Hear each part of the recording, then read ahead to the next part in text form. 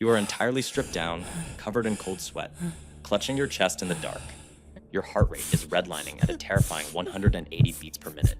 You are absolutely convinced you are about to have a fatal cardiac event. But you aren't running a marathon. You are gooning. Your right hand is locked in a frantic death grip around your tragically overworked banana. You have been edging at the absolute physical brink for 6 straight hours, pushing your biology to the point of a literal heart attack just to make a digital climax feel 10% better. A sharp electric pain shoots down your left arm. You gasp for air. Your vision blurs. But as you clutch your chest, your primary thought isn't about dying. Your only panicked thought is about your browser history.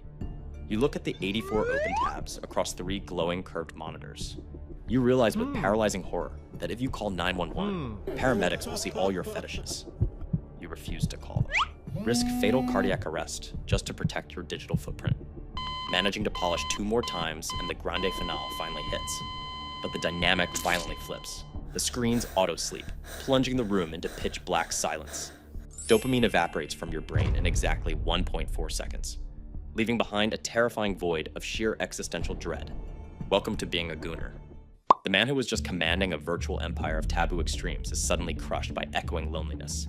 You look at your reflection in the dark, anti-glare glass, looking like a hostage who just realized the rescue helicopters were called off. Bloodshot eyes, posture like a boiled shrimp. You cry quietly into an unwashed hoodie, because you suddenly realize you don't actually want the bizarre, gravity-defying categories you just hunted for. You want a girl in a messy bun to steal a French fry off your plate. The digital warlord is now a weeping child, begging the universe for a fraction of boring, real human intimacy. But this isn't a one-time mistake. This is a demanding, completely unpaid full-time job. Tech monopolies realized your biological instincts are the most profitable resource on Earth. They built military-grade algorithms designed explicitly to hijack your frontal lobe. You don't casually browse anymore. Your bedroom looks like a NASA command center run by an unstable sociopath. Blackout curtains taped to the windows so the sun never interrupts a session. You spend 3 grueling hours organizing this setup before you even touch yourself. And the only piece of meat on the chopping block is your own neurological future. And the psychological damage gets so much darker the exact second you step outside. When morning breaks, you re-enter a physical world you're no longer biologically equipped to handle. Your rewired brain makes the physical world feel like slow motion. You go to a coffee shop. An attractive barista hands you your paper cup, smiling, asking if you want a receipt. But your deep-fried brain short-circuits. You cannot make eye contact. You are terrified she can smell the internet on your skin. You rush back to your car, lock the doors, and pull out your phone. You are forced into a terrifying arms race against your own physical numbness, sitting in your Honda Civic wearing noise-canceling earbuds, listening to a 19-year-old voice actress you paid $100. She actively degrades you. Her voice drips with heavy, breathy condescension, whispering the exact taboo commands you begged her to say. You don't even unzip your pants. You just grip the steering wheel with white knuckles, frantically grinding your hips against the coarse denim of your jeans, panting like a cornered animal while her pre-recorded moans echo through your earbuds. Your spine arches violently against the driver's seat as you hit a pathetic, suffocating boiling point right there in the parking lot. A brutal physical release just to feel a single spark of adrenaline. But the absolute peak of this torture hits when you open your banking app. This ecosystem is a highly efficient financial vacuum. You subscribe to 14 different premium creator accounts, funding the luxurious lifestyles of women thousands of miles away. You type soulful paragraphs to a woman viewing you as a minor tax data point. She writes back. But it isn't her. It is a middle-aged male chatter hired by a massive management agency. Artyom, a 45-year-old guy chain-smoking a cheap cigarette, reads your vulnerable childhood confession. He doesn't care. He hits a macro on his keyboard. I'm so lonely tonight, babe. Tip $75 to unlock a special surprise. And you pay it. You stare blankly at your screen as your account balance instantly drains to 0, financially bankrupting yourself for a complete mirage. Your mind fractures into a million irrecoverable pieces. But the absolute psychological bloodbath happens when you finally try to escape. Desperate to bridge the gap, you download a dating app, swiping for 3 weeks until you miraculously secure a date with a real human woman. You meet her at a local Mexican restaurant, sitting across the booth in a floral dress, drinking a margarita, telling a completely normal story about her dog. It should be a victory. but you don't know how to speak to a woman unless there's a paywall between you. You sit there, sweating completely through your button-down shirt. She asks what you do for fun. Your mind goes completely blank. You cannot tell her your primary hobby requires 3 monitors, blackout curtains, and marathon stamina. She looks at your eyes and sees a guy physically present, but psychologically marooned on an island of highly specific fetishes.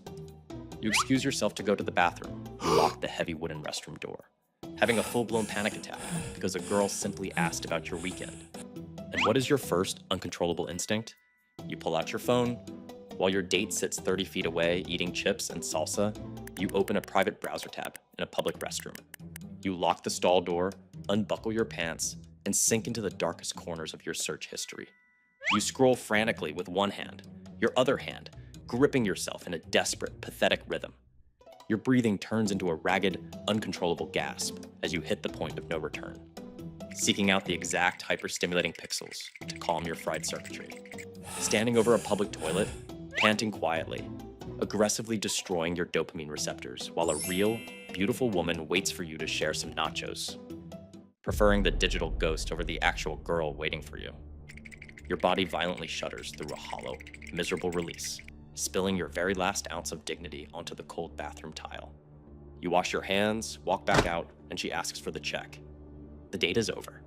The rejection is absolute. But no matter how perfectly you play the obedient digital consumer, the disgust always catches up.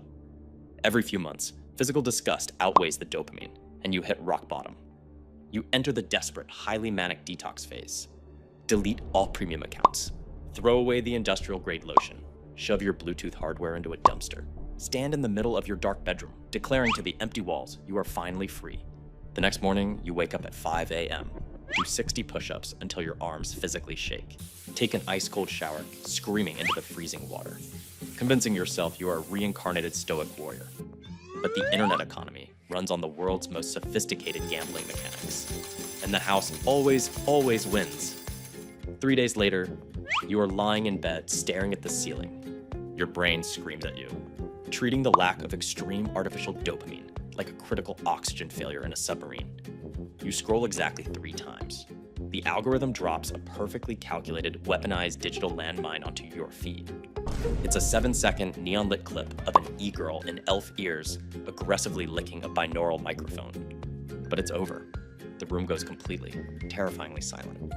You watch your own hand move to the private browser icon like it belongs to a stranger. You shrug, toss your self-help journal off the bed, and type the forbidden URL.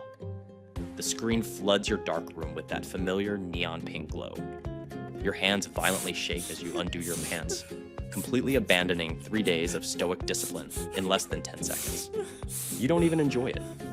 You just stare at the pixels, eyes completely glazed over, frantically chasing the artificial rush until your nervous system completely redlines. Your psychological surrender is finalized with a pathetic, lonely gasp in the dark.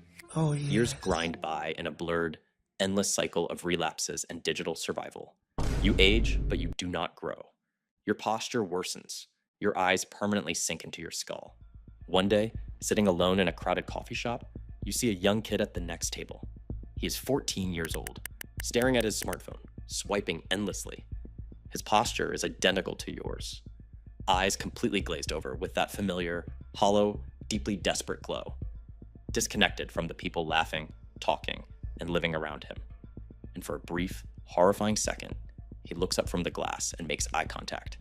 He looks at you with tired, desensitized, heavy eyes.